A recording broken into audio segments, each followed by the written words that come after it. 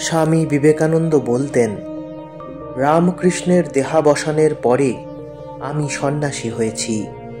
তিনি বিবেকানন্দকে দেখে যাননি, তিনি শুধু তাঁর নরেনকে চিনতেন। ভালোবাসার সেই বন্ধন আমি সন্ন্যাসী হয়েও কাটিয়ে উঠতে পারিনি। সব বন্ধন ছিন্ন করেছি, একটি বন্ধন পারিনি।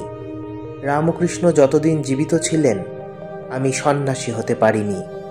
তিনি দীক্ষা দিয়েছিলেন আমাকে, সন্ন্যাসের দীক্ষা, কিন্তু সর্বত্যাগী সন্ন্যাসী হয়ে কিছুতেই তাঁর চোখের আড়ালে যেতে দেননি, হতে দেননি নিঃসঙ্গ পরিব্রাজক।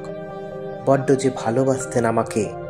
আমি সন্ন্যাসী হয়ে চলে গেলে তাঁর চোখের জল পড়ত। আমি জননী ভুবনেশ্বরীর চোখের জল ফেলতে পেরেছি, হতে পেরেছি সন্ন্যাসী, কিন্তু রামকৃষ্ণকে কষ্ট দিতে পারিনি, তাঁকে কষ্ট দিতে পারিনি। তাঁকে কষ্ট দেওয়ার কষ্ট আমি কি সহ্য করতে পারতাম?